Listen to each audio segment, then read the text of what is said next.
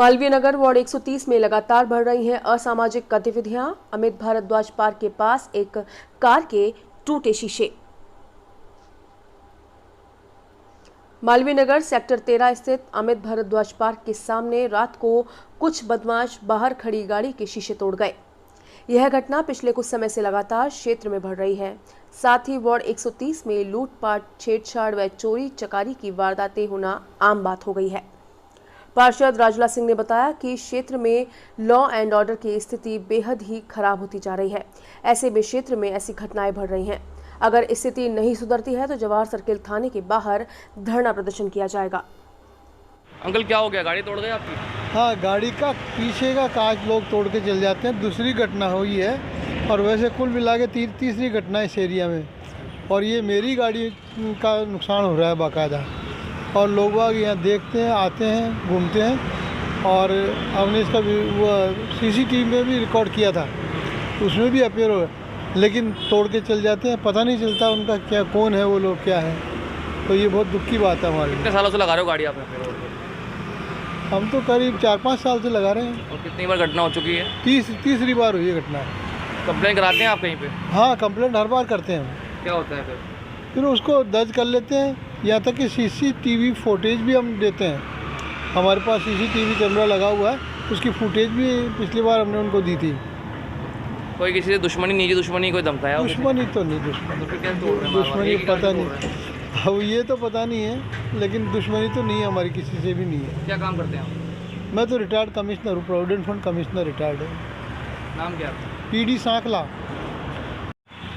हाँ बताइए, कैसे क्या करता है? हाँ, तो ये इलाके की तीसरी घटना है जिसमें हमारी ही गाड़ी तीसरी बार तोड़ी गई है और पीछे से कोई आकर के विंडस्क्रीन तोड़ देता है। और पिछली बार जब CCTV फुटेज में ये सारी घटना आई थी, हमने पुलिस में कंप्लेन भी की थी, पुलिस को सारी रिकॉर्डिंग्स भी दे दी थी, पर पुलिस ने कहा कि इस तरह लोगों को ट्रेस कर पाना मुश्किल है।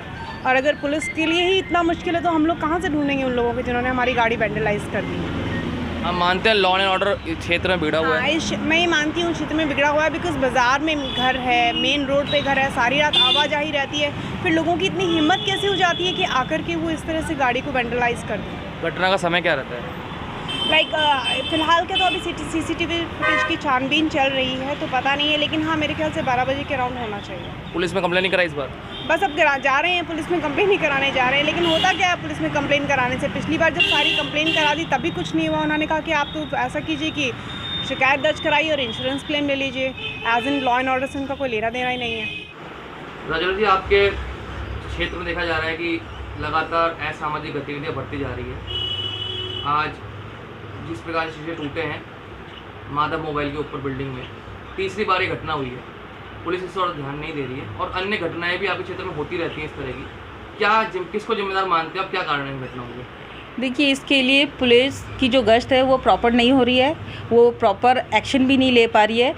क्योंकि इसके लिए अगर आप मेरे पास लास्ट टाइम भी आए थे कि हम लोगों ने जो हमारे यहाँ हुक्का बार और जो कैफ़े एक्सेस में है, आपको भी पता है कि WTP के पीछे वाला एरिया इसी चीज़ के लिए फेमस हो रखा है। इस एरिया में लोग रात को 12-12 बजे तक यही सब जो इनके कार्य हैं यही सब चलते रहते हैं। और रात को जब ये पीकर बाहर निकलते हैं तो लड़कियों के साथ छेड़खानी भी होती है। साथ में ये किसी भी गाड़ी के शीशे तोड़ देते हैं अपनी मस्ती के अंदर। और मैंने लास्ट टाइम भी पुलिस वालों को भी लिखी थी एप्लीकेशन और मैंने आगे भी इसकी कार्रवाई करने के लिए कहा था। और उसकी कार्रवाई सिर्फ एक बार एक फॉर्मेलिटी के लिए हुई थी कि 1 या 2 कैफ़े पे कार्रवाई कर दी गई और बाकी कैफ़ेज़ को छोड़ दिया, क्योंकि आपको भी पता है 70 से ज़्यादा कैफ़े हैं इस एरिया के अंदर, लेकिन कार्रवाई सब पर नहीं होती है। और मैं इस बार फिर ज्ञापन दूंगी कि कार्रवाई सब पे की जाए, इस तरीके की जो गतिविधियां हैं इन्हें रोकी जाए। अगर ये प्रॉपर एक्शन नहीं लिया गया तो इस एरिया में आम जनता 8 बजे के बाद बाहर निकल ही नहीं पाएगी। और मुझे इसके लिए अगर पुलिस के सामने धरना देना पड़े थाने पर, मैं धरना भी दूंगी, लेकिन मेरे वार्ड के अंदर ये काम मैं नहीं होने दूंगी।